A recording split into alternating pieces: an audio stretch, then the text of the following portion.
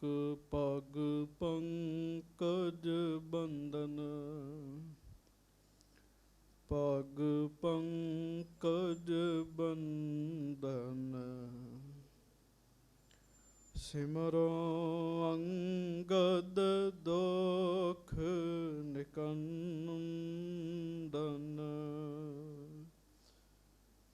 अमरदास गुर हृदय त्यामो, हृदय त्यामो।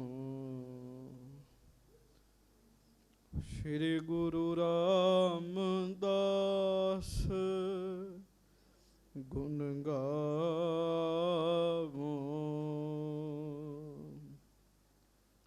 श्री अर्जन बिघ्नन के नासक, बिघ्नन के नासक। श्री हर गोबिंद शुभ सुमत प्रकाशक। श्री हर राय नमो कर जोरी, नमो कर जोरी। गुरु हर कृष्ण मनाए बहोरी।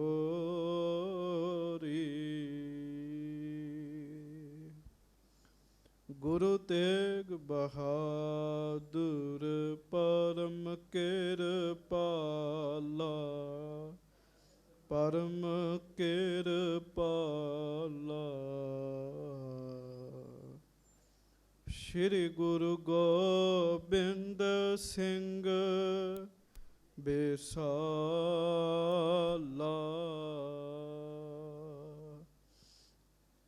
तरों तरा पर पुन पुन सीसा, पुन पुन सीसा। बंदों बार बार जगदीशा।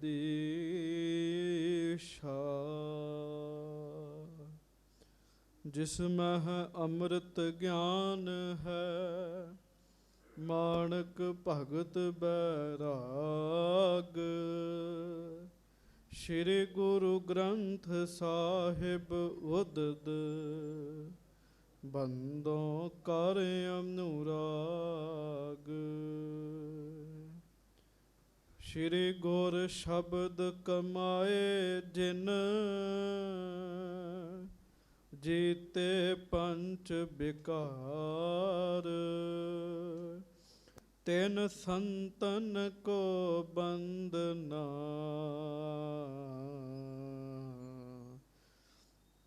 सिर चरणन पर धार। सतगुर मम बेरी कटहो,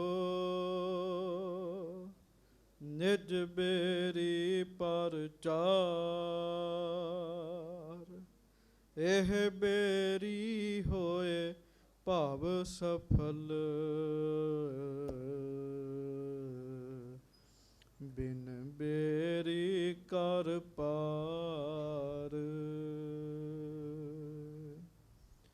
एकंकारा सतगुरु, तेह प्रसाद सच होए। वाहेगुरु जी की फतेह, विघ्न विनाशन होए। धन धन सच्चे पातशाह गरीब नवाज, दीन दुनिया दे मालक, चबर छतर तखत दे मालक, समरथ गुरु परतख गुरु, दीन दयाल कृपाल अंतरजामी पूरन पार ब्रह्म परमेश्वर।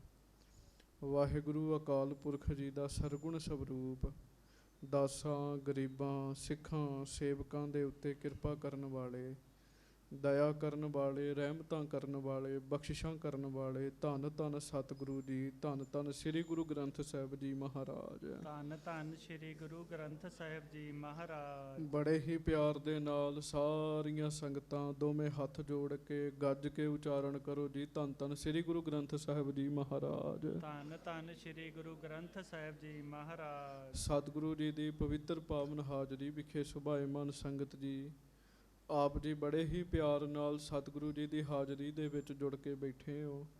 ਗੁਰਬਾਣੀ ਜੀ ਦੇ ਮੁੱਖ ਵਾਕ ਪਾਠ ਆਪ ਜੀ ਨੇ ਸਰਵਣ ਕੀਤੇ। ਆਗਿਆ ਸੁਖ ਮੇਰੇ ਮੀਤਾ, ਪਾਛੇ ਆਨੰਦ ਪ੍ਰਭ ਕੀਤਾ।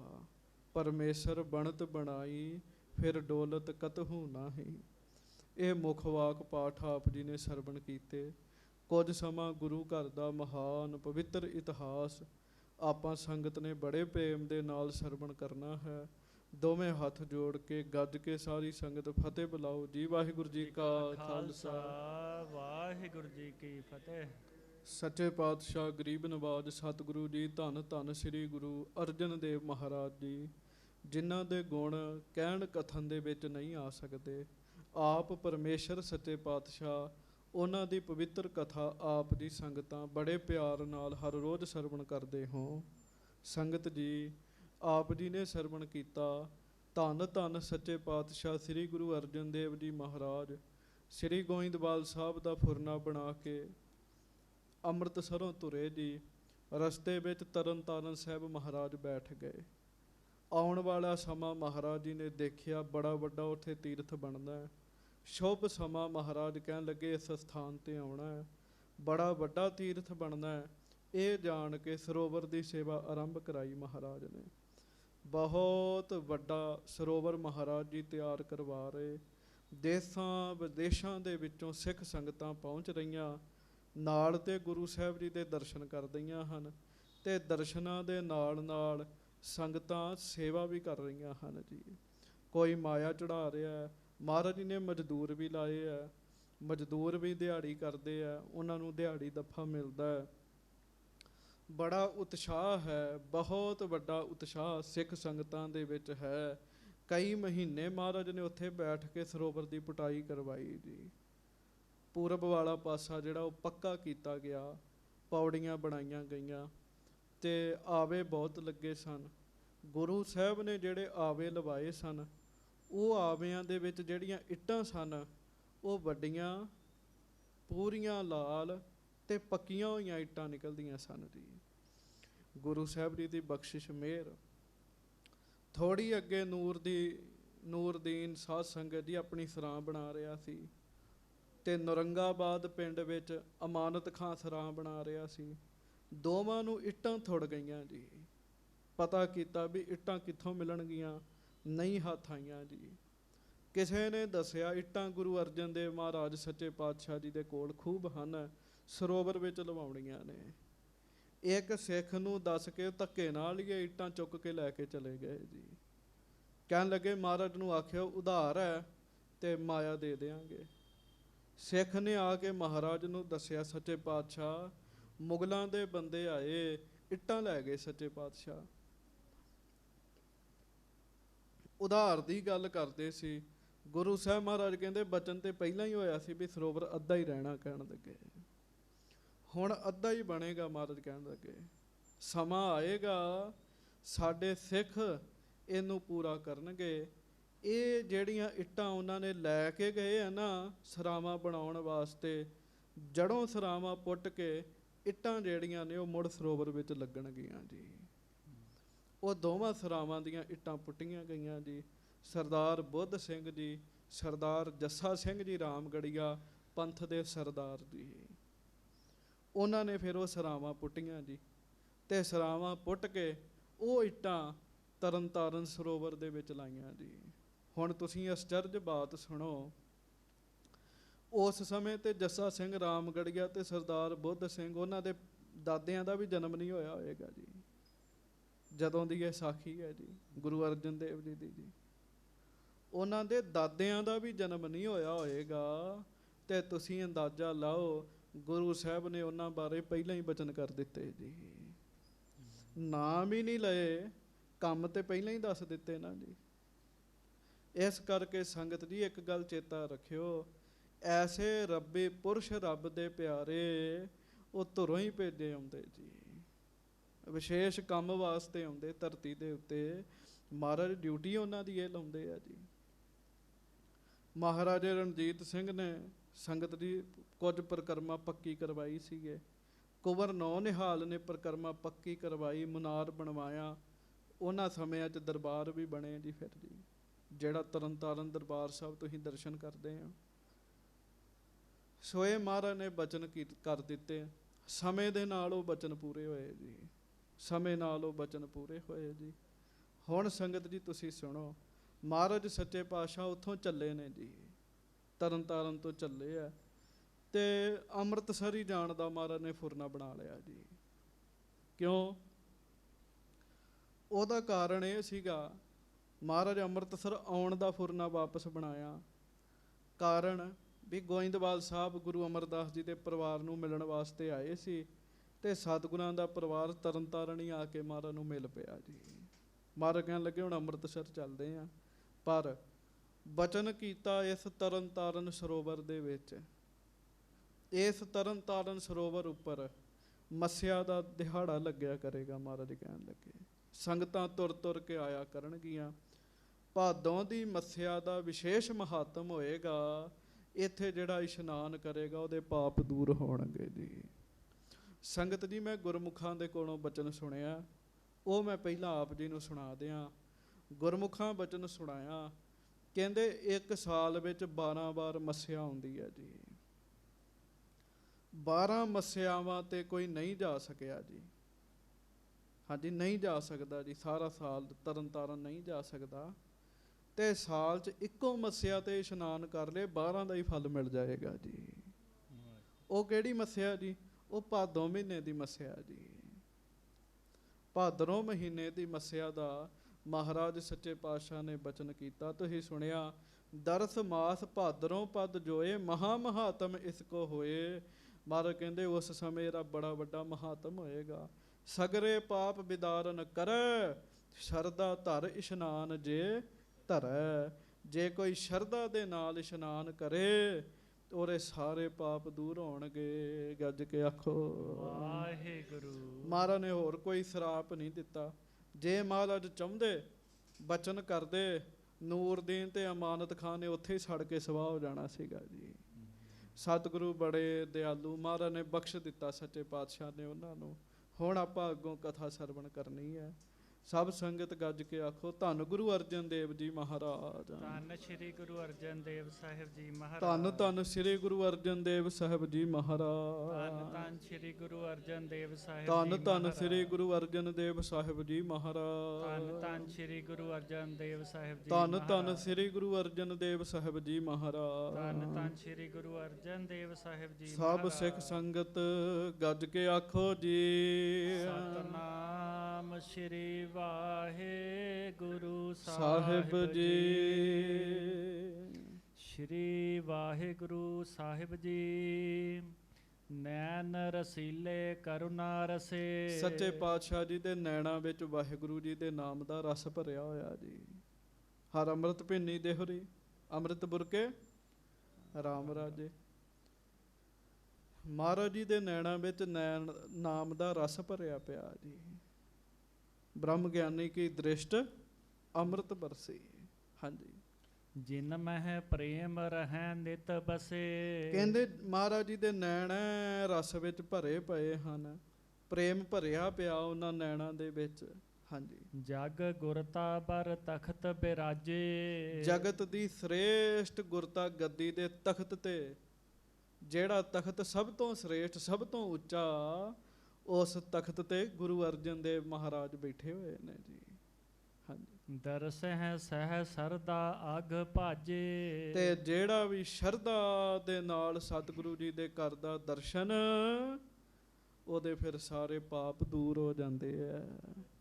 ਐਸੇ ਹਨ ਗੁਰੂ ਅਰਜਨ ਦੇਵ ਜੀ ਦੇ ਦਰਸ਼ਨ। ਦੋਵੇਂ ਹੱਥ ਜੋੜ ਕੇ ਗੱਜ ਕੇ ਕਹੋ ਧੰਨ ਸ੍ਰੀ ਗੁਰੂ ਅਰਜਨ ਦੇਵ ਸਾਹਿਬ ਜੀ ਮਹਾਰਾਜ। ਧੰਨ ਸ੍ਰੀ ਗੁਰੂ ਅਰਜਨ ਦੇਵ ਸਾਹਿਬ ਜੀ ਮਹਾਰਾਜ। ਨੂਰੋ ਦੀਨ ਅਮਾਨਤ ਖਾਨ। ਨੂਰ ਦੀਨ ਤੇ ਅਮਾਨਤ ਖਾਨ, ਜਦੋਂ ਹਾਂ ਤਿਨਹੁ ਸੁਣੀ ਸੁਧ ਸਗਲੀ ਕਾਨ, ਉਹਨਾਂ ਨੇ ਸਾਰੀ ਖਬਰ ਸੁਣੀ ਜੀ।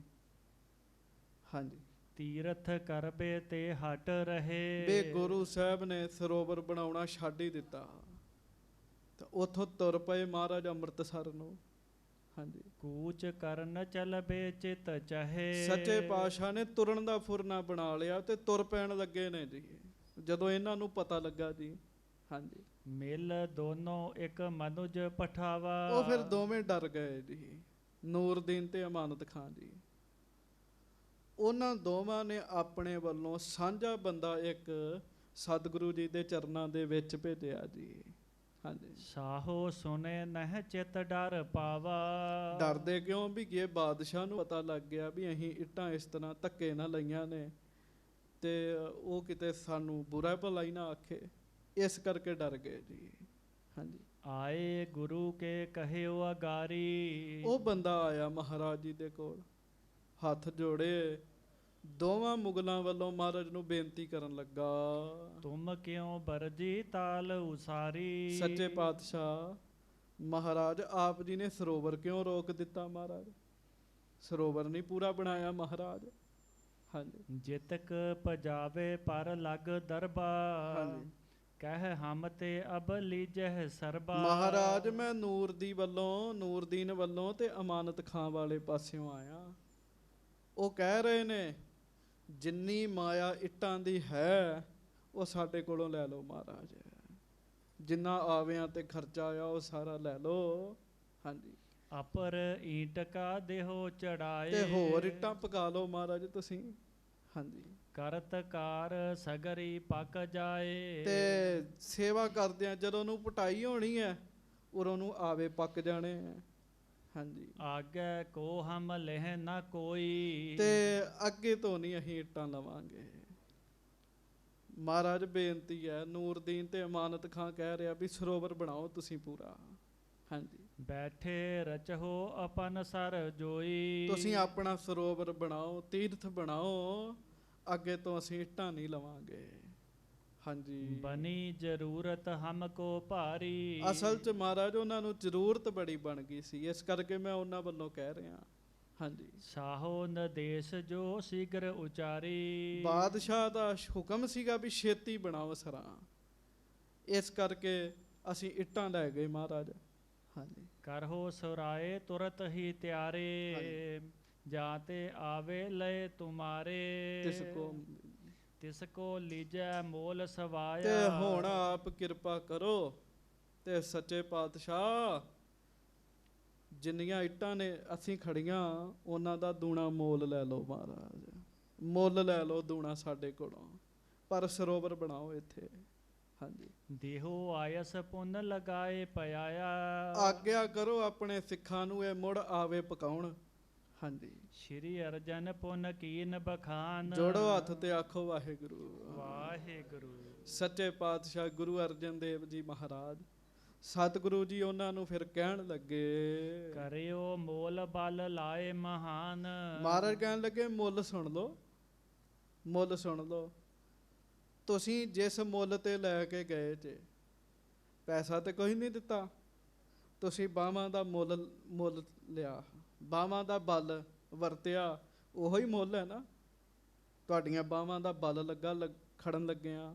ਹਾਂਜੀ, ਸੋਈ ਮੋਲ ਦੇਹ ਹਮ ਤੁਮੈ, ਮਹਾਰਾਜ ਕਹਿਣ ਲੱਗੇ ਉਹੀ ਮੁੱਲ ਅਸੀਂ ਲੈਣਾ। ਗੱਜ ਕੇ ਆਖੋ ਵਾਹਿਗੁਰੂ। ਸਾਡੇ ਸਿੱਖ ਆਉਣਗੇ ਉਹ ਵੀ ਬਾਹਾਂ ਦਾ ਬਲ ਲਾ ਕੇ ਲੈ ਆਉਣਗੇ ਸਾਰਾ ਕੁਝ। ਕਹਿਣ ਲੱਗੇ ਤੁਹਾਡੀਆਂ ਵੀ ਬਾਹਾਂ ਦਾ ਬਲ ਲੱਗਾ, ਸਾਡੇ ਸਿੱਖਾਂ ਦੀਆਂ ਬਾਹਾਂ ਦਾ ਵੀ ਬਲ ਲੱਗ ਜਾਏਗਾ। ਹਾਂਜੀ, ਜਬ ਹੀ ਆਏ ਜਾਏਗੋ ਸਮੈ, ਜਦੋਂ ਸਮਾਂ ਆ ਜਾਏਗਾ ਇਹ ਕੰਮ ਆਪੇ ਹੀ ਹੋ ਜਾਣਾ। ਮਹਾਰਾਜ ਕਹਿਣ ਲੱਗੇ ਆਪੇ ਹੀ ਹੋ ਜਾਣਾ। ਇਹਦਾ ਮਤਲਬ ਸਰਦਾਰ ਜੱਸਾ ਸਿੰਘ ਰਾਮਗੜੀਆ ਪੰਥ ਦੇ ਜਰਨੈਲ ਸਰਦਾਰ ਬੁੱਧ ਸਿੰਘ ਜੀ ਵਰਗੇ ਗੁਰਮੁਖ ਪਿਆਰੇ, ਇਹਨਾਂ ਦੇ ਜਨਮ ਗੁਰੂ ਜੀ ਦੀ ਆਗਿਆ ਹੁਕਮ 'ਚ ਹੀ ਹੋਏ ਜੀ, ਗੁਰਾਂ ਦੀ ਮਰਜ਼ੀ 'ਚ ਹੋਏ ਇਹਨਾਂ ਦੇ ਜਨਮ ਜੀ।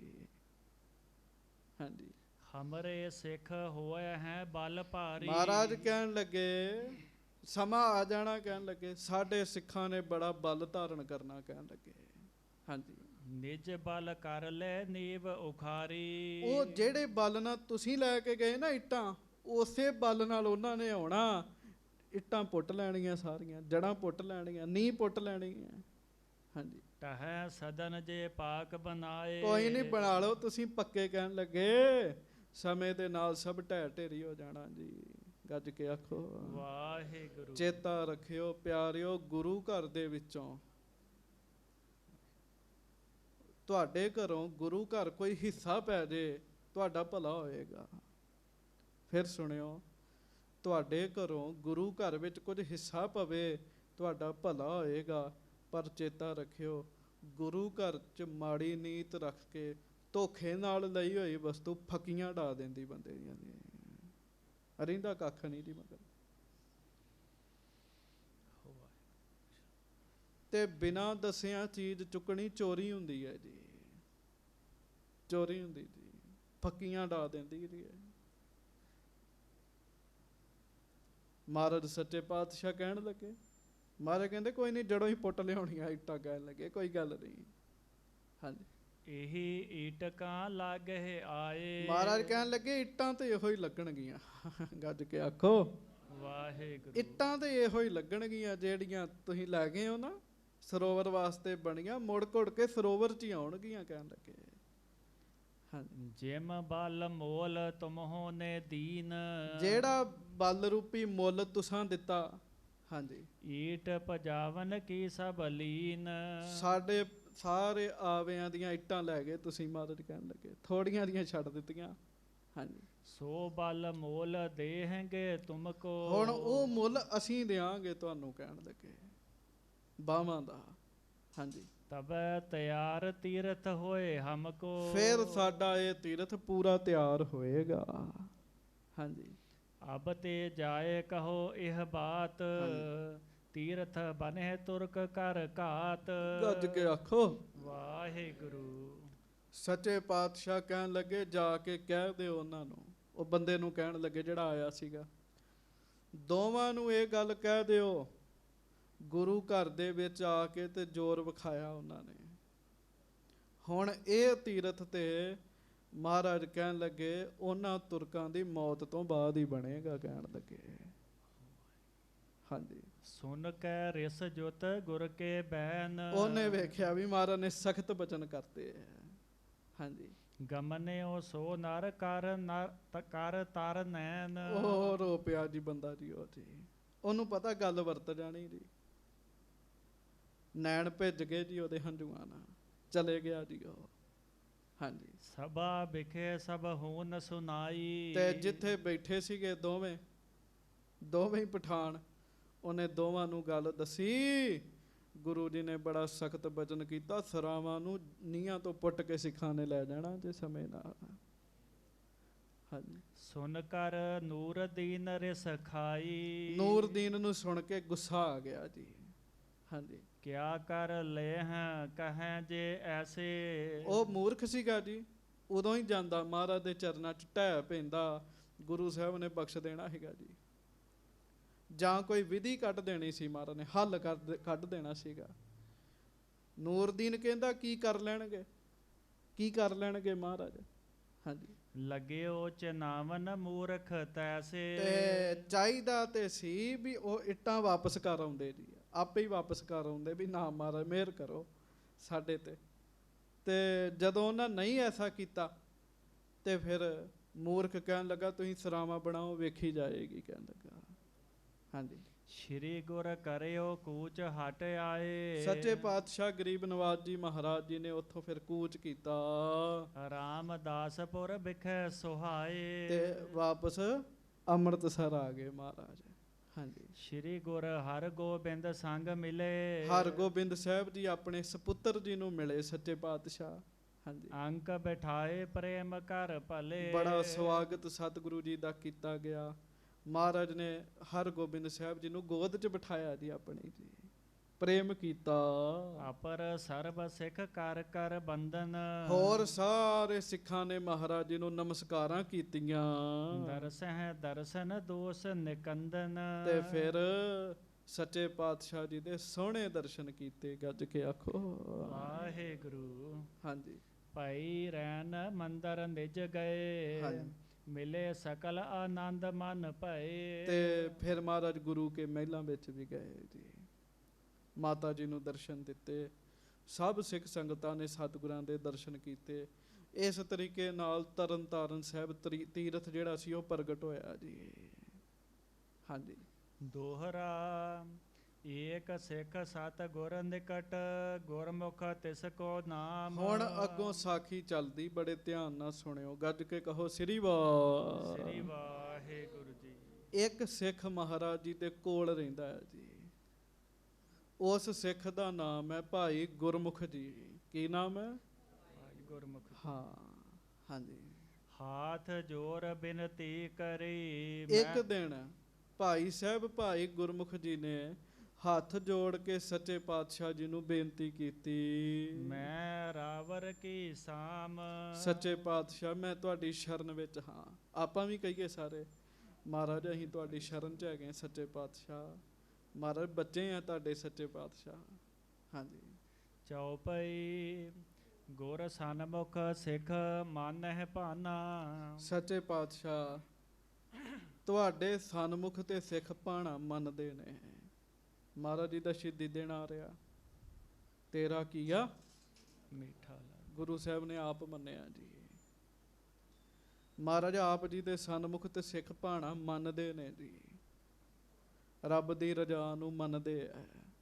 ਹਾਂਜੀ। ਮੋਹੇ ਦਿਖਾਵੋ ਦਿਖ ਦੁਖ ਹਾਨਾ। ਤੇ ਹੈ ਦੁੱਖਾਂ ਨੂੰ ਦੂਰ ਕਰਨ ਵਾਲੇ ਸੱਚੇ ਪਾਤਸ਼ਾਹ ਮਹਾਰਾਜ ਕਿਰਪਾ ਕਰੋ, ਐਸੇ ਸਿੱਖ ਦੇ ਦਰਸ਼ਨ ਕਰਾਓ ਜਿਹੜਾ ਭਾਣਾ ਮੰਨਣ 'ਚ ਬਹੁਤ ਹੀ ਪ੍ਰਵੀਣ ਹੋਵੇ, ਬਹੁਤ ਹੀ ਸਿਆਣਾ ਹੋਵੇ ਜੀ। ਸੁਨ ਸ਼੍ਰੀ ਅਰਜਨ ਗਿਰਾ ਉਚਾਰੀ। ਤੇ ਅੱਗੋਂ ਫਿਰ ਸਮਰੱਥ ਗੁਰੂ ਸਤਿਗੁਰੂ ਧੰਨ ਗੁਰੂ ਅਰਜਨ ਦੇਵ ਮਹਾਰਾਜ ਜੀ ਨੇ ਬਚਨ ਕੀਤਾ। ਪੁਰ ਗੁਜਰਾਤ ਸੁਨਾਮ ਭਿਖਾਰੀ। ਮਹਾਰਾਜ ਸੱਚੇ ਪਾਤਸ਼ਾਹ ਕਹਿਣ ਲੱਗੇ ਫਿਰ ਗੁਜਰਾਤ 'ਚ ਜਾਓ। ਮਹਾਰਾਜ ਕਹਿਣ ਲੱਗੇ ਗੁਜਰਾਤ ਵਿੱਚ ਜਾਓ। ਇਹ ਇੱਧਰ ਵਾਲਾ ਗੁਜਰਾਤ ਨਹੀਂ, ਉਹ ਪਾਕਿਸਤਾਨ 'ਚ ਵੀ ਇੱਕ ਗੁਜਰਾਤ ਹੈਗਾ ਹੈ ਜੀ। ਉੱਥੇ ਭਿਖਾਰੀ ਨਾਮ ਹੈ ਸਿੱਖ ਦਾ। ਕੀ ਨਾਮ ਹੈ? ਭਾਈ ਭਿਖਾਰੀ ਨਾਮ ਹੈ ਸਿੱਖ ਦਾ। ਕਹਿਣ ਲੱਗੇ ਚੇਤਾ ਰੱਖਿਓ ਕਿਹੜਾ ਸਿੱਖ ਬੈਠਾ ਅਵਸਥਾ ਵਾਲਾ, ਕਿੱਥੇ ਬੈਠਾ ਨਾਮ ਜਪਦਾ। ਭਾਵੇਂ ਕੋਈ ਘਰ 'ਚ ਹੀ ਬੈਠਾ ਨਾਮ ਜਪਦਾ, ਸਤਿਗੁਰੂ ਜੀ ਨੂੰ ਸਾਰਿਆਂ ਦਾ ਹੀ ਪਤਾ ਹੈ ਜੀ। ਸਤਿਗੁਰੂ ਕਹਿਣ ਲੱਗੇ ਤੁਸੀਂ ਉੱਥੇ ਚੱਲ ਜਾਓ। ਤਿਹ ਦਰਸੋ ਅਬ ਕਰਹੁ ਭਿਆਨਾ। ਉਹਨਾਂ ਦੇ ਜਾ ਕੇ ਦਰਸ਼ਨ ਕਰ ਲਓ। ਕਹਿਣ ਲੱਗੇ ਹੁਣੇ ਹੀ ਤੁਰ ਪਓ। ਮਹਾਰਾਜ ਕਹਿਣ ਲੱਗੇ ਹਾਂਜੀ। ਗੁਰਮੁਖ ਗੁਰ ਬਚ ਮਾਨ ਮਹਾਨਾ। ਭਾਈ ਗੁਰਮੁਖ ਜੀ ਨੇ ਸਤਿਗੁਰੂ ਜੀ ਦਾ ਬਚਨ ਮੰਨਿਆ ਜੀ ਤੇ ਤੁਰ ਪਏ ਜੀ। ਹਾਂਜੀ। ਚੱਲਿਓ ਵਿਚਾਰਤ ਸਿੱਖ ਵੱਡ ਹੋਏ। ਤੇ ਰਸਤੇ 'ਚ ਵਿਚਾਰ ਕਰਦੇ ਜਾ ਰਹੇ ਵੀ ਗੁਰੂ ਅਰਜਨ ਦੇਵ ਜੀ ਨੇ ਭੇਜਿਆ, ਬਹੁਤਾ ਹੀ ਵੱਡਾ ਸਿੱਖ ਹੋਏਗਾ ਭਾਈ ਭਿਖਾਰੀ, ਬਹੁਤ ਵੱਡੀ ਅਵਸਥਾ ਵਾਲਾ ਸਿੱਖ ਹੋਏਗਾ ਭਾਈ ਭਿਖਾਰੀ ਜੀ। ਹਾਂਜੀ। ਸਤਿਗੁਰ ਆਪ ਬਤਾਇਓ ਜੋਏ। ਜਿਹੜਾ ਗੁਰੂ ਸਾਹਿਬ ਨੇ ਉਹਨਾਂ ਦਾ ਨਾਮ ਆਪਣੇ ਮੁਖ ਤੋਂ ਲਿਆ, ਕੋਈ ਸਧਾਰਨ ਸਿੱਖ ਨਹੀਂ ਹੋਣਗੇ। ਹਾਂਜੀ। ਪ੍ਰਭ ਭਾਣਾ ਕਿਮ ਮਾਨਤ ਰਹਿ। ਹਾਂਜੀ। ਕਹਾਂ ਕ੍ਰਿਤ ਕਰ ਬ੍ਰਿਤ ਕੋ ਲਹੈ। ਮਨ 'ਚ ਸੋਚਦੇ ਆ ਵੀ ਕਿਵੇਂ ਵੇਖਾਂਗੇ, ਕਿਵੇਂ ਰੱਬ ਦਾ ਭਾਣਾ ਮੰਨਦਾ, ਕੀ ਉਹ ਕਿਰਤ ਕਰਦਾ। ਉਸ ਸਿੱਖ ਦੇ ਦਰਸ਼ਨ ਕਰਦੇ ਜਾ ਕੇ। ਹਾਂਜੀ। ਮਗ ਉਲੰਘ ਪਹੁੰਚਿਓ ਗੁਜਰਾਤ। ਤੇ ਸਹਿਜੇ ਸਹਿਜੇ ਰਸਤਾ ਲੰਘਦਿਆਂ ਲੰਘਦਿਆਂ ਭਾਈ ਗੁਰਮੁਖ ਜੀ ਗੁਜਰਾਤ ਪਹੁੰਚ ਗਏ ਜੀ। ਹਾਂਜੀ। ਨਾਮ ਭਿਖਾਰੀ ਪੁੱਛਿਓ ਜਾਤ। ਪੁੱਛਿਆ ਭਾਈ ਇੱਥੇ ਭਾਈ ਭਿਖਾਰੀ ਦਾ ਘਰ ਹੈਗਾ? ਦੱਸਿਆ ਜੀ ਵੀ ਉਹ ਘਰ ਭਾਈ ਭਿਖਾਰੀ ਦਾ ਜਿੱਥੇ ਵਾਜੇ ਵੱਜਣ ਦੇ ਆ। ਹਾਂਜੀ। ਗ੍ਰਹਿ ਮੈਂ ਗਇਓ ਸੋ ਮੰਗਲ ਹੀਰਾ। ਭਾਈ ਗੁਰਮੁਖ ਜੀ ਭਾਈ ਭਿਖਾਰੀ ਜੀ ਦੇ ਘਰ ਗਏ ਜੀ। ਜਦੋਂ ਉਹਨਾਂ ਦੇ ਘਰ ਗਏ ਜੀ, ਉੱਥੇ ਖੁਸ਼ੀਆਂ ਦੇ ਗੀਤ ਗਾਏ ਜਾ ਰਹੇ ਜੀ, ਬੜਾ ਆਨੰਦ ਮੰਗਲ ਹੋ ਰਿਹਾ ਜੀ। ਹਾਂਜੀ। ਗਾਵੇਂ ਤ੍ਰਿਆ ਵਿਆਹੋ ਸੁਤ ਕੇਰਾ। ਕਿਉਂ? ਇਸਤਰੀਆਂ ਬੈਠੀਆਂ ਗੀਤ ਗਾ ਰਹੀਆਂ ਸੀ ਭਾਈ ਭਿਖਾਰੀ ਦੇ ਜਵਾਨ ਪੁੱਤ ਦਾ ਵਿਆਹ ਸੀਗਾ ਜੀ। ਬੜੀਆਂ ਖੁਸ਼ੀਆਂ ਮਨਾਈਆਂ ਜਾ ਰਹੀਆਂ ਸੀਗੀਆਂ। ਗੁਜਰਾਤ 'ਚ ਬੜੇ ਸਿੱਖ ਹੋਏ ਸੰਗਤ ਜੀ। ਭਾਈ ਗੜੀਆ ਜੀ ਹੋ ਗਏ ਸੀਗੇ ਜਦੋਂ ਉੱਥੇ, ਸ਼ਾਹ ਦੌਲਾ ਗੁਜਰਾਤ ਦਾ ਹੀ ਰਹਿਣ ਵਾਲਾ ਸੀਗਾ ਜੀ। ਭਾਈ ਭਿਖਾਰੀ ਦੇ ਘਰ ਵਿਆਹ ਦਾ ਮਾਹੌਲ ਹੈ ਜੀ। ਹਾਂਜੀ। ਕਿਰਤ ਕਮਾਵਤ ਭਿਖਿਓ ਭਿਖਾਰੀ, ਹਾਂਜੀ। ਸੀਵਤ ਸਤਰੰਜੀ ਜੇ ਫਾਰੀ। ਗੱਜ ਕੇ ਆਖੋ ਵਾਹਿਗੁਰੂ।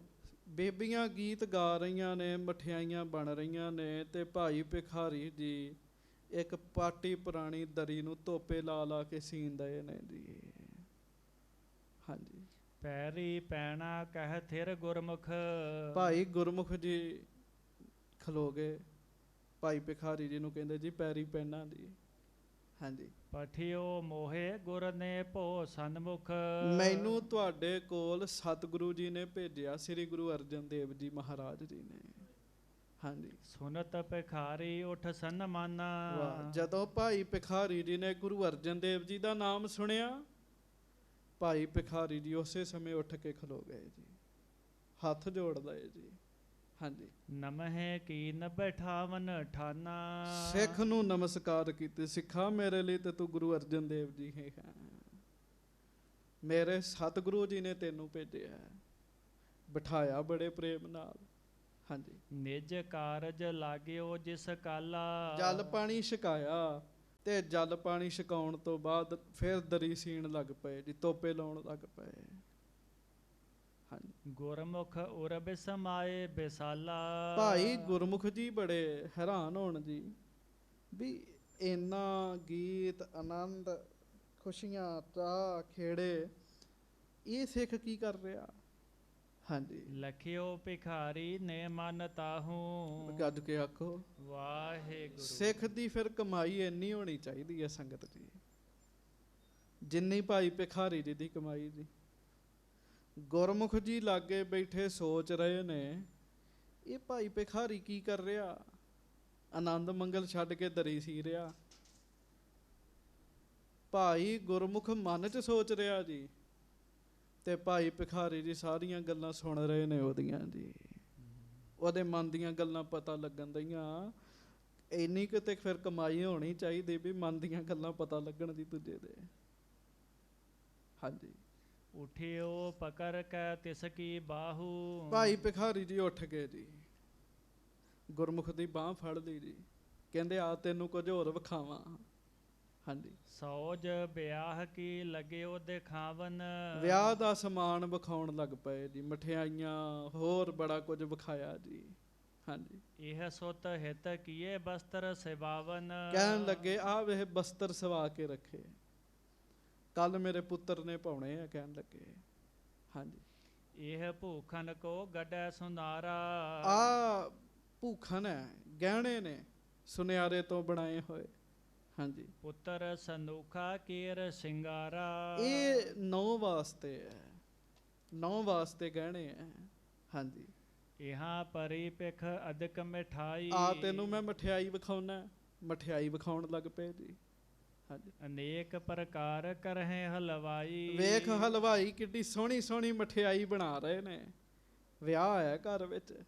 ਹਾਂਜੀ। ਆਗੈ ਮਿਰਤਕ ਹੇਤ ਕੀ ਤਿਆਰੀ। ਹਾਂਜੀ। ਖਫਨ ਰੋਸੀਡੀ ਤਰੀ ਸੁਦਾਰੀ। ਤੇ ਮਠਿਆਈ ਵਿਖਾ ਕੇ ਨਾ ਤੇ ਕਮਰੇ 'ਚ ਲੈ ਗਏ ਤੇ ਖੱਫਣ ਵਿਖਾਇਆ ਜੀ। ਹਾਂਜੀ। ਹੋਰ ਚੀਜ਼ਾਂ ਵਿਖਾਈਆਂ ਜੀ, ਤਖਤਾ ਵੀ ਵਿਖਾਇਆ ਜੀ। ਹਾਂਜੀ। ਗੁਰਮੁਖ ਬਿਸਮਤ ਪੂਛਨ ਕਰਿਓ। ਭਾਈ ਗੁਰਮੁਖ ਹੈਰਾਨ ਹੋ ਗਿਆ, ਕਮਾਲ ਦੀ ਗੱਲ ਹੈ। ਇੱਕ ਬੰਨੇ ਘਰ 'ਚ ਵਿਆਹ ਦੀ ਤਿਆਰੀ, ਦੂਜੇ ਬੰਨੇ ਅਰਥੀ ਦੀ ਵੀ ਤਿਆਰੀ ਹੈ। ਹਾਂਜੀ। ਇਹ ਸਮਾਜ ਕਿਸ ਕਾਰਨ ਧਰਿਓ। ਹੈਰਾਨ ਹੋ ਕੇ ਭਾਈ ਗੁਰਮੁਖ ਜੀ ਨੇ ਪੁੱਛਿਆ, ਇਹ ਸਾਰਾ ਸਮਾਨ ਕਹਿੰਦੇ ਇਹ ਕਿਉਂ ਤਿਆਰ ਕੀਤਾ। ਹਾਂਜੀ। ਕਹਿਓ ਭਿਖਾਰੀ ਫੇਰ ਬਤਾਵੇਂ। ਤੇ ਭਾਈ ਭਿਖਾਰੀ ਜੀ ਕਹਿਣ ਲੱਗੇ, ਕੁਝ ਸਮਾਂ ਖਲੋ ਜਾ, ਤੈਨੂੰ ਦੱਸਾਂਗੇ ਵੀ ਇਹ ਸਮਾਨ ਕਿਉਂ ਤਿਆਰ ਕੀਤਾ। ਕਹਿਣ ਲੱਗੇ। ਹਾਂਜੀ। ਜਬ ਸਮਾਜ ਇਹੋ ਕਾਰਜ ਆਵੇ। ਇਹਨੇ ਵੀ ਕੰਮ ਆਉਣਾ, ਮਹਾਰਾਜ ਕਹਿਣ ਲੱਗੇ। ਵਾਹਿਗੁਰੂ ਭਾਈ ਭਿਖਾਰੀ ਜੀ ਕਹਿਣ ਲੱਗੇ। ਹਾਂਜੀ।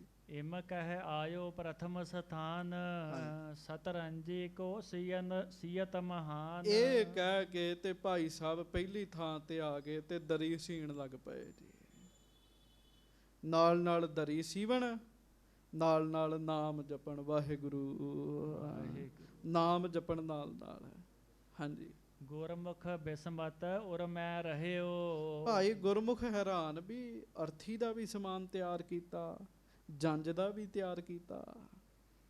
ਹਾਂਜੀ। ਸਤਿਗੁਰ ਨੇ ਇਸ ਕੋ ਜਸ ਕਹਿਓ। ਪਰ ਹੈਰਾਨ ਹੈ ਤੇ ਨਾਲ ਸੋਚਣ ਦੇ ਹੈ, ਜੋ ਵੀ ਹੈ ਗੁਰੂ ਸਾਹਿਬ ਨੇ ਇਸ ਸਿੱਖ ਦੀ ਸਿਫਤ ਕੀਤੀ ਹੈ। ਤੇ ਗੁਰੂ ਸਾਹਿਬ ਐਵੇਂ ਸਿਫਤ ਕਰਦੇ ਨਹੀਂ ਕਿਸੇ ਦੀ। ਹਾਂਜੀ। ਗ੍ਰਹਿ ਕੈ ਧੰਦਾ ਪਚੀ ਮਹਾਨਾ। ਕਰਹਿ ਭਗਤ ਕਿਮ ਮਾਨਹਿ ਭਾਨਾ। ਪਰ ਭਾਈ ਗੁਰਮੁਖ ਸੋਚਣ ਦੇ ਵੀ ਇਹ ਤੇ ਘਰ ਦੇ ਹੀ ਕੰਮਾਂ ਕਾਰਾਂ 'ਚ ਲੱਗਾ, ਭਗਤੀ ਕਿਹੜੇ ਵੇਲੇ ਕਰਦਾ। ਗੱਜ ਕੇ ਆਖੋ ਵਾਹਿਗੁਰੂ। ਭਗਤੀ ਕਿਹੜੇ ਵੇਲੇ ਕਰਦਾ ਇਹ ਸਿੱਖ। ਹਾਂਜੀ। ਨਿਸਾ ਭਈ ਕੀਏ ਸੇਵ ਭਿਖਾਰੀ। ਖਾਨ ਪਾਨ ਦੀਏ ਸੇਜ ਸੁਖਾਰੀ। ਰਾਤ ਪਈ ਭਾਈ ਭਿਖਾਰੀ ਨੇ ਸਿੱਖ ਦੀ ਸੇਵਾ ਕੀਤੀ, ਸੋਹਣਾ ਬਿਸਤਰਾ ਦਿੱਤਾ। ਹਾਂਜੀ। ਭਈ ਪ੍ਰਾਤ ਤਬ ਚੜੀ ਜਨੇਤ। ਦਿਨ ਚੜਿਆ, ਜੰਜ ਚੜ ਗਈ ਜੀ, ਬਰਾਤ ਚੜ ਗਈ ਜੀ। ਹਾਂਜੀ। ਆਨਿਓ ਸੁਤ ਕਰ ਨੁਖਾ ਸਮੇਤ। ਪੁੱਤਰ ਨੌ ਨੂੰ ਵਿਆਹ ਕੇ ਤੇ ਘਰ ਆ ਰਿਹਾ ਸੀਗਾ ਜੀ। ਹਾਂਜੀ। ਸਭ ਬਿਦ ਕੇ ਬਾਜੇ ਬਜਵਾਏ। ਬੜੇ ਬਾਜੇ ਵੱਜੇ ਜੀ, ਬਹੁਤ ਬੈਂਡ ਬਾਜੇ ਵੱਜੇ ਜੀ। ਉਸ ਸਮੇਂ ਦੇ ਜਿਹੋ ਜਿਹੇ ਸਾਜ਼ ਸਨ ਉਹ ਸਾਰੇ ਵੱਜੇ ਜੀ। ਹਾਂਜੀ। ਵਿਆਹ ਸਮਾਜ ਸਕਲ ਘਰ ਆਏ। ਵਿਆਹ ਦੀਆਂ ਸਾਰੀਆਂ ਰਸਮਾਂ ਪੂਰੀਆਂ ਕੀਤੀਆਂ ਗਈਆਂ ਜੀ। ਹਾਂਜੀ। ਸਦਨ ਆਏ ਦਿਨ ਦਵੈਕ ਬਿਤੇ ਜਬ। ਘਰ ਵਿੱਚ ਆ ਕੇ ਜਦੋਂ 2 ਦਿਨ ਬਤੀਤ ਹੋ ਗਏ ਜੀ। ਹਾਂਜੀ। ਸੂਲ ਉਠੇ ਨਿਸ ਪੁੱਤਰ ਮਰਿਓ ਤਬ। ਗੱਜ ਕੇ ਆਖੋ ਵਾਹਿਗੁਰੂ। ਭਾਈ ਭਿਖਾਰੀ ਦੇ ਪੁੱਤਰ ਨੂੰ ਸੂਲ ਉੱਠਿਆ ਤੇ ਪੁੱਤ ਚਾਲਾ ਮਾਰ ਗਿਆ ਜੀ। ਹਾਂਜੀ। ਗਾਵਤ ਹੁਤੀ ਤਰਿਆ ਸੋ ਰੋਈ। ਉਹੋ ਹੀ ਬੀਬੀਆਂ ਜਿਹੜੀਆਂ ਗਾਉਣ ਆਈਆਂ ਸਨ ਕੁਝ ਦਿਨ ਪਹਿਲਾਂ, ਘਰ ਵਿੱਚ ਆ ਕੇ ਵੈਣ ਪਾਉਣ ਲੱਗ ਪਈਆਂ ਜੀ। ਹਾਂਜੀ। ਖਫਨ ਸੋਲੀਨ ਭਿਖਾਰੀ ਸੋਈ। ਭਾਈ ਭਿਖਾਰੀ ਜੀ ਨੇ ਉਹੋ ਹੀ ਕਫਨ ਕੱਢਿਆ, ਆਪਣੇ ਪੁੱਤਰ ਦੇ ਉੱਤੇ ਪਾਇਆ ਜੀ। ਹਾਂਜੀ। ਤਿਸ ਸੀਢੀ ਪਰ ਪਾਇਓ ਆਨੰਦ। ਉਸੇ ਤਖਤੇ ਤੇ ਪੁੱਤਰ ਨੂੰ ਪਾਇਆ ਜੀ, ਜਿਹੜਾ ਤਖਤਾ 3-4 ਦਿਨ ਪਹਿਲਾਂ ਹੀ ਤਿਆਰ ਸੀਗਾ ਜੀ। ਹਾਂਜੀ। ਦਾਹੋ ਕਰਿਓ ਕਰ ਕਾਠ ਬਿਲੰਦ। ਲੱਕੜਾਂ ਇਕੱਠੀਆਂ ਕੀਤੀਆਂ ਤਾਂ ਆਪਣੇ ਪੁੱਤਰ ਦਾ ਸੰਸਕਾਰ ਕੀਤਾ ਜੀ। ਹਾਂਜੀ। ਕੀਰਤਨ ਕਰ ਪ੍ਰਸਾਦ ਵਰਤਾਇਓ। ਕੀਰਤਨ ਕੀਤਾ, ਪ੍ਰਸ਼ਾਦ ਵਰਤਾਇਆ ਜੀ। ਹਾਂਜੀ। ਬ੍ਰਿਤ ਜਹ ਸਮ ਹਟ ਕਰ ਘਰ ਆਇਓ। ਇੱਕ ਸਮਾਨ ਬਿਰਤੀ ਭਾਈ ਭਿਖਾਰੀ ਦੇ ਚਿਹਰੇ ਤੇ ਕੋਈ ਦੁੱਖ ਸੁੱਖ ਦਾ ਅਸਰ ਨਹੀਂ ਹੈਗਾ। ਸੰਸਕਾਰ ਕਰਕੇ ਘਰ ਆ ਗਏ ਜੀ। ਹਾਂਜੀ। ਸਤਰੰਜੀ ਜੋ ਸਿਯਤ ਡਸਾਈ। ਉਹ ਜਿਹੜੀ ਦਰੀ ਨੂੰ ਤੋਪੇ ਲਾ ਲਾ ਕੇ ਰੱਖਿਆ ਸੀਗਾ, ਉਹ ਦਰੀ ਆ ਕੇ ਵਿਹੜੇ 'ਚ ਵਿਛਾ ਦਿੱਤੀ ਜੀ। ਹਾਂਜੀ। ਲੋਕ ਆਏ ਬੈਠੇ ਸਮੁਦਾਇ। ਲੋਕ ਆਏ ਵਿਹੜੇ ਵਿੱਚ ਬੈਠਣ ਲੱਗ ਪਏ। ਇਹ ਸਾਰਾ ਕੁਝ ਭਾਈ ਗੁਰਮੁਖ ਆਪਣੀਆਂ ਅੱਖਾਂ ਨਾਲ ਦੇਖ ਰਿਹਾ ਸੀਗਾ ਜੀ। ਹਾਂਜੀ। ਦਿਨ ਮਹਿ ਗੁਰਮੁਖ ਰਹਿਓ ਨਿਹਾਰਤ। ਭਾ ਅਚਰਦ ਇਹ ਹਿਰਦੈ ਵਿਚਾਰਤ। ਸਾਰਾ ਦਿਨ ਭਾਈ ਗੁਰਮੁਖ ਵੇਖਦਾ ਰਿਹਾ, ਹੈਰਾਨ ਵੀ ਹੋਇਆ ਪਰ ਚੁੱਪ ਰਿਹਾ ਜੀ। ਹਾਂਜੀ। ਵੇਖ ਨਿਸ ਵਿਖੇ ਇਕਾਂਤ ਭਿਖਾਰੀ। ਰਾਤ ਦਾ ਸਮਾਂ ਆਇਆ, ਇਕਾਂਤ ਹੋਈ ਇਕਾਂਤ ਜੀ। ਭਾਈ ਭਿਖਾਰੀ ਜੀ ਬੈਠੇ ਆ। ਹਾਂਜੀ।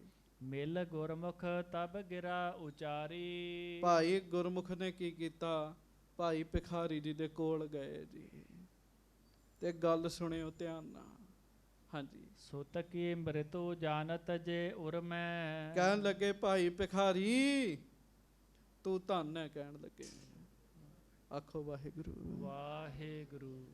ਜੇ ਤੁਹਾਨੂੰ ਪੁੱਤਰ ਦੀ ਮੌਤ ਦਾ ਪਹਿਲਾਂ ਹੀ ਪਤਾ ਸੀਗਾ, ਹਾਂਜੀ, ਨੁਖਾ ਵਿਆਹੇ ਕਿਉ ਆਨੀ ਘਰ ਮੈਂ। ਉਹਦਾ ਵਿਆਹ ਕਰਕੇ ਨੌ ਕੋ ਘਰ ਵਿੱਚ ਲੈ ਕੇ ਆਂਦੀ, ਨੌ ਵੀ ਤੇ ਘਰ ਲੈ ਆਂਦੀ ਨਾ, ਉਹ ਕਿਉਂ ਲਿਆਂਦੀ? ਖਰਚਿਓ ਧਨ ਉਤਸਵ ਬਹੁ ਕਰਿਓ। ਤੁਸੀਂ ਕਿੰਨੀ ਮਾਇਆ ਖਰਚੀ, ਕਿੰਨਾ ਉਤਸਵ ਕੀਤਾ। ਹਾਂਜੀ, ਦਿਨ ਦੋ ਇੱਕ ਮਹਿ ਸਭ ਪਰ ਹਰਿਓ। ਤੇ 2 ਦਿਨ ਦੀ ਖੇਡ ਹੋਈ, ਸਭ ਕੁਝ ਹੀ ਛੱਡ ਕੇ ਪੁੱਤ ਚਲੇ ਗਿਆ ਤੁਹਾਡਾ। ਹਾਂਜੀ, ਤੁਵ ਮਹਿ ਸਕਤ ਜੈ ਹੋਤੀ ਇਤੀਨਾ। ਹਾਂਜੀ। ਸਤਗੁਰ ਤੇ ਜਾਚਤ ਹੋਏ ਦੀਨ। ਤੇ ਜੇ ਤੁਹਾਡੇ 'ਚ ਸ਼ਕਤੀ ਨਹੀਂ ਸੀਗੀ, ਤੁਸੀਂ ਗੁਰੂ ਅਰਜਨ ਦੇਵ ਜੀ ਨੂੰ ਕਹਿੰਦੇ ਮਹਾਰਾਜ ਨੇ ਮੋੜਨਾ ਹੀ ਨਹੀਂ ਸੀ, ਤੁਹਾਡੇ ਪੁੱਤਰ ਦੀ ਉਮਰ ਲੰਮੀ ਕਰ ਦੇਣੀ ਸੀਗੀ। ਹਾਂਜੀ, ਕਿਰਪਾ ਨਿਧਾਨ ਸਿਦਕ ਪਿਖ ਤੇਰਾ। ਪੁੱਤਰ ਜੀਵਨ ਬਰ ਦੇਤ ਅਛੇਰਾ। ਤੁਹਾਡੇ ਪਿਤਾ ਤੁਹਾਡਾ ਸਿਦਕ ਵੇਖ ਕੇ ਗੁਰੂ ਅਰਜਨ ਦੇਵ ਮਹਾਰਾਜ ਜੀ ਨੇ ਕਿਰਪਾ ਕਰਨੀ ਸੀ, ਪੁੱਤਰ ਨੂੰ ਜਿਉਂਦਾ ਵੀ ਕਰ ਦੇਣਾ ਸੀਗਾ ਜੀ। ਤੁਹਾਡੇ ਤੇ ਮਿਹਰ ਹੋ ਸਕਦੀ ਸੀ। ਹਾਂਜੀ, ਸੰਕਟ ਹੋਤ ਨ ਏਤੋ ਘਰ ਮੈਂ। ਹਾਂਜੀ। ਰੁਦਤ ਕੁਟੰਬ ਪ੍ਰੀਤ ਕਰ ਅੱਜ ਪਰਿਵਾਰ ਰੋਂਦੇ ਆ, ਸੰਕਟ ਪਿਆ ਹੋਇਆ, ਘੱਟੋ ਘੱਟ ਇਹ ਦੁੱਖ ਦੀ ਘੜੀ ਤੇ ਨਾ ਆਉਂਦੀ। ਹਾਂਜੀ, ਇਹੋ ਸੰਸੈ ਮਨ ਮੋਹੇ ਬਸਾਲਾ। ਸਕਤ ਸਹਿਤ ਸਹਿ ਕਸ਼ਟ ਕਰਾਲਾ। ਇਹੋ ਹੀ ਮੈਨੂੰ ਚਿੰਤਾ ਲੱਗੀ ਪਈ ਵੀ ਤੁਸੀਂ ਕੀ ਕੀਤਾ। ਨੌ ਵੀ ਵਿਧਵਾ ਹੋ ਗਈ, ਘਰ ਦੇ ਵੀ ਰੋਂਦੇ ਆ, ਖਰਚਾ ਵੀ ਇੰਨਾ ਹੋ ਗਿਆ, ਤੇ ਪਤਾ ਤੁਹਾਨੂੰ ਸਾਰਾ ਕੁਝ ਪਹਿਲਾਂ ਹੀ ਸੀਗਾ। ਸੰਗਤ ਜੀ, ਸਾਨੂੰ ਤੇ ਪਤਾ ਕੁਝ ਨਹੀਂ ਨਾ, ਅਸੀਂ ਤੇ ਭਾਣਾ ਮੰਨਣਾ ਹੀ ਹੈ। ਜਿਨ੍ਹਾਂ ਨੂੰ ਪਤਾ ਉਹਨਾਂ ਨੇ ਵੀ ਨਹੀਂ ਕੁਝ ਕੀਤਾ।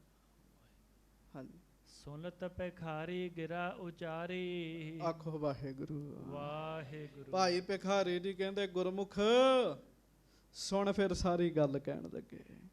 ਹਾਂਜੀ, ਇਹ ਮਨਮੁਖ ਕੀ ਰੀਤ ਵਿਚਾਰੀ। ਇਹ ਮਨਮੁਖਾਂ ਦੀ ਰੀਤ ਹੈਗੀ, ਮਨਮੁਖਾਂ ਦੀ।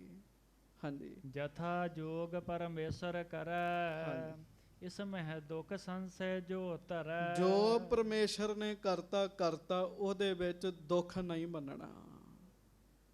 ਹਾਂਜੀ, ਜਤਨ ਕਰਹਿ ਭਾਵੀ ਕੋ ਮੇਟਨ। ਤਿਸ ਕੋ ਪ੍ਰਭ ਸੰਗ ਕਬਹੁ ਨ ਭੇਟਨ।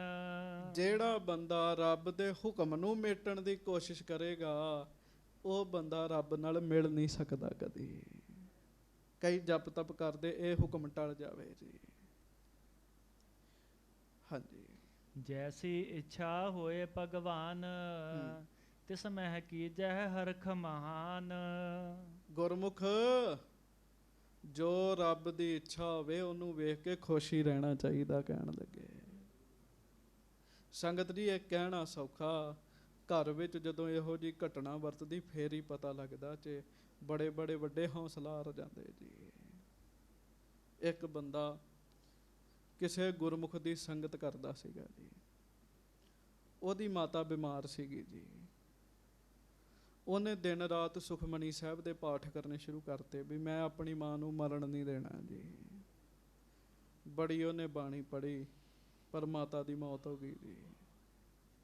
ਹਾਂਜੀ, ਜਦੋਂ ਉਹਦੀ ਮਾਤਾ ਦੀ ਮੌਤ ਹੋ ਗਈ ਤਾਂ ਦੂਜਿਆਂ ਨੂੰ ਵੀ ਕਹੇ ਵੀ ਬਾਣੀ ਨਾ ਪੜ੍ਹਿਆ ਕਰੋ, ਬਾਣੀ ਪੜ੍ਹਨ ਦਾ ਕੋਈ ਫਾਇਦਾ ਨਹੀਂ ਹੈਗਾ, ਮੇਰੀ ਮਾਤਾ ਦੀ ਮੌਤ ਹੋ ਗਈ। ਭਾਈ ਭਿਖਾਰੀ ਜੀ ਦੇ ਬਚਨ ਸੁਣੋ, ਕਹਿੰਦੇ ਰੱਬ ਦੇ ਹੁਕਮ ਨੂੰ ਮੇਟਣ ਵਾਸਤੇ ਸਿੱਖ ਕਦੀ ਅਰਦਾਸ ਨਾ ਕਰੇ ਵੀ ਜੋ ਹੁਕਮ ਹੈ ਠੀਕ ਹੈ, ਸਾਨੂੰ ਮਨਜ਼ੂਰ ਹੈ, ਇਹਦੇ ਨਾਲ ਸਾਡੀ ਤਰੱਕੀ ਹੁੰਦੀ ਹੈ ਅੰਦਰ ਦੀ।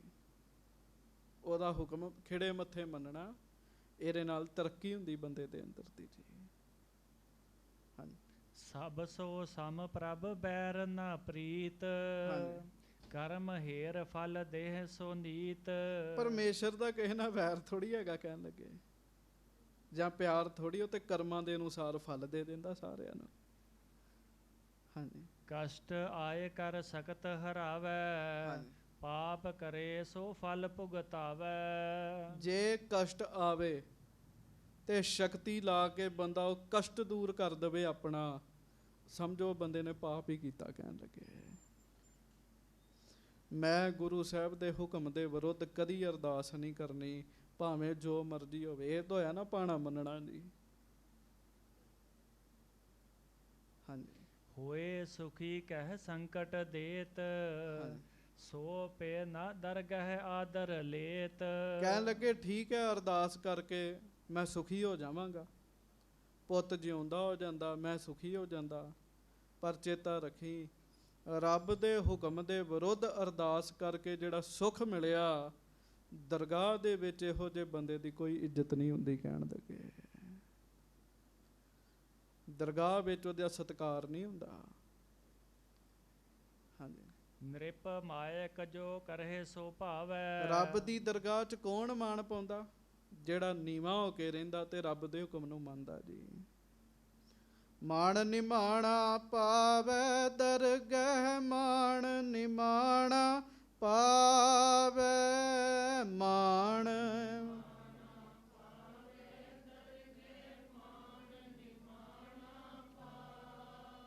ਮਾਣ ਨਿਮਾਣਾ ਪਾਵੈ ਦਰਗਹਿ, ਮਾਣ ਨਿਮਾਣਾ ਪਾਵੈ।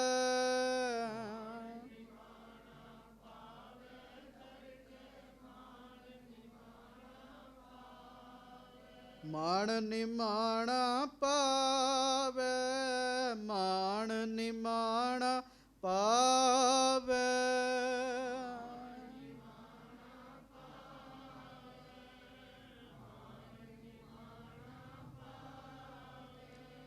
ਮਾਣ ਨਿਮਾਣਾ ਪਾਵੈ ਦਰਗਹਿ, ਮਾਣ ਨਿਮਾਣਾ ਪਾਵੈ।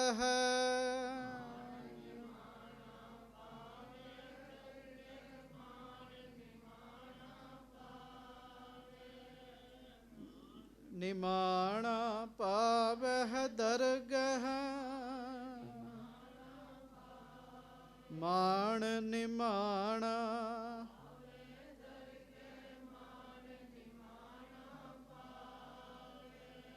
ਨਿਮਰਤਾ ਵਾਲਾ, ਨਿਮਰਤਾ ਵਾਲਾ। ਤੇ ਨਿਮਰਤਾ ਕੀ ਹੈ? ਰੱਬ ਦੇ ਹੁਕਮ 'ਚ ਰਾਜੀ ਰਹਿਣਾ ਜੀ। ਜਿਸ ਬੰਦੇ ਨੇ ਆਹ ਗੱਲ ਸਮਝ ਲਈ ਨਾ ਜੀ, ਉਹ ਆਨੰਦ ਵਿੱਚ ਹੋ ਜਾਂਦਾ ਜੀ, ਆਨੰਦ 'ਚ ਹੋ ਜਾਂਦਾ ਜੀ। ਕਹਿਣ ਲੱਗੇ ਹੋਏ ਸੁਖੀ ਕਹਿ ਸੰਕਟ ਦੇਤ, ਸੋ ਪੇ ਨਾ ਦਰਗਹਿ ਆਦਰ ਲੇਤ। ਇੱਥੇ ਅਰਦਾਸ ਕਰਕੇ ਮੈਂ ਸੁਖੀ ਹੋ ਜਾਂਦਾ। ਕਹਿਣ ਲੱਗੇ ਐਸਾ ਬੰਦਾ ਰੱਬ ਦੀ ਦਰਗਾਹ ਵਿੱਚ ਸਤਿਕਾਰ ਨਹੀਂ ਪਾਉਂਦਾ। ਦਰਗਾਹ ਵਿੱਚ ਉਹੋ ਹੀ ਮਾਣ ਸਤਿਕਾਰ ਪਾਉਂਦਾ ਜਿਹੜਾ ਹੋਏ ਨਿਮਾਣਾ ਜਗ ਰਹੇ। ਹਾਂਜੀ।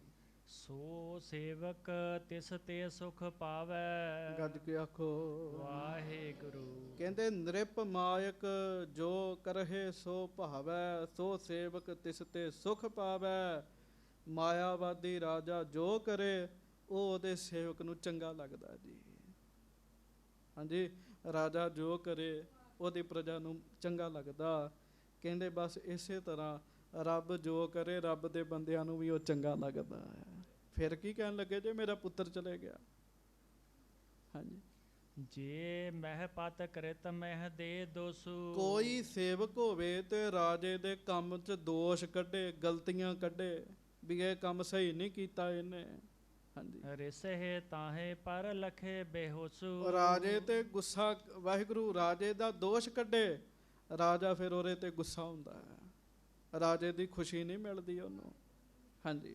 ਇਮ ਅਲਪ ਗਿਆਨ ਕੀ ਕ੍ਰਿਤ ਮਾਹੀ। ਇਸੇ ਤਰ੍ਹਾਂ ਥੋੜੇ ਗਿਆਨ ਵਾਲੇ ਬੰਦੇ ਇੰਝ ਹੀ ਕਰਦੇ ਆ। ਠੀਕ ਹੈ ਰੱਬ ਰੱਬ ਤੇ ਕਰਦੇ, ਪਰ ਗੁਰੂ ਦੇ ਭਾਣੇ ਨੂੰ ਕਹਿੰਦੇ ਚੰਗਾ ਨਹੀਂ ਕੀਤਾ ਜੀ। ਨੀਵਾਂ ਹੋ ਕੇ ਔਖਾ ਸੌਖਾ ਸਮਾਂ ਕੱਢ ਲਵੇ, ਰੱਬ ਦੀ ਦਰਗਾਹ 'ਚ ਬਹੁਤ ਮਾਣ ਪਾਵੇਗਾ। ਹਾਂਜੀ। ਪ੍ਰਭ ਸਰਬੱਗ ਜਥੋਚਿਤ ਆਹੀ। ਉਹ ਕਹਿੰਦਾ ਰੱਬ ਹੀ ਸਮਰੱਥ ਹੈ। ਰੱਬ ਦੇ ਮਨ 'ਚ ਜੋ ਆਇਆ ਰੱਬ ਨੇ ਕੀਤਾ, ਚੰਗਾ ਹੀ ਕੀਤਾ ਸਾਰਾ ਕੁਝ ਰੱਬ ਨੇ।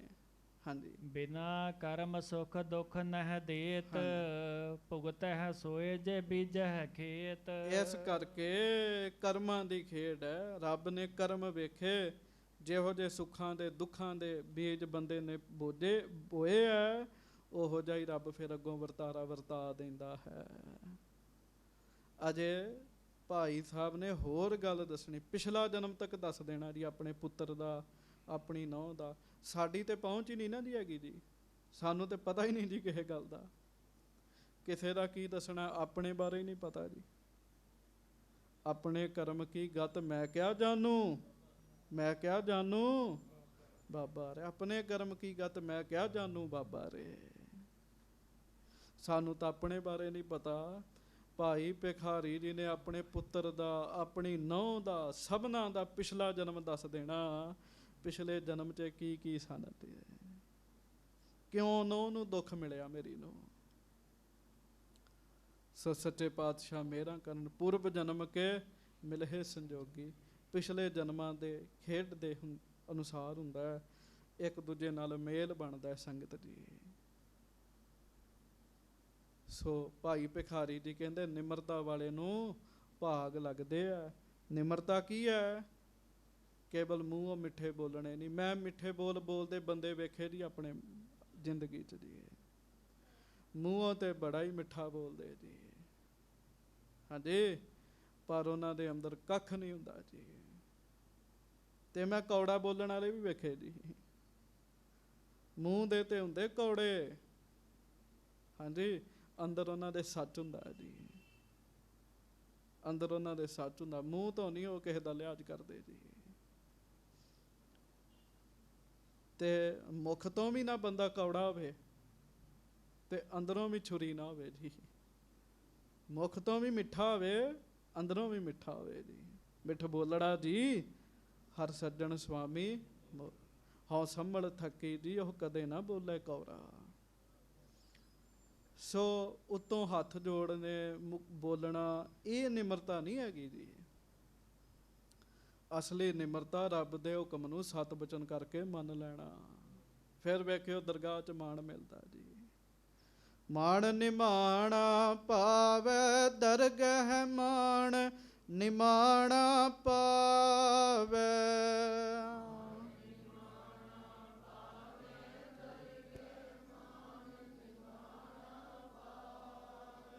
ਮਾਣ ਨਿਮਾਣਾ ਪਾਵੇ ਦਰਗਹਿ ਮਾਣ ਨਿਮਾਣਾ ਪਾਵੇ।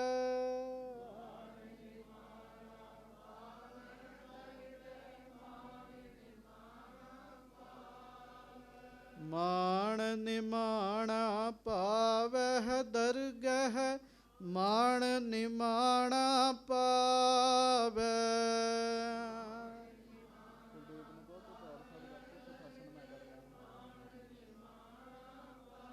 ਵਾਹਿਗੁਰੂ ਵਾਹਿਗੁਰੂ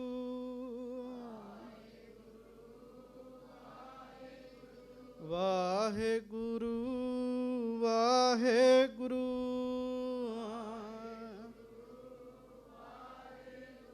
ਸੱਚੇ ਪਾਤਸ਼ਾਹ ਗਰੀਬ ਨਵਾਜ ਸਾਡੇ ਸਾਰਿਆਂ ਤੇ ਮਿਹਰ ਕਰਨ। ਸਾਨੂੰ ਸਾਰਿਆਂ ਨੂੰ ਆਪਣੇ ਚਰਨਾਂ ਦੇ ਨਾਲ ਜੋੜਨ।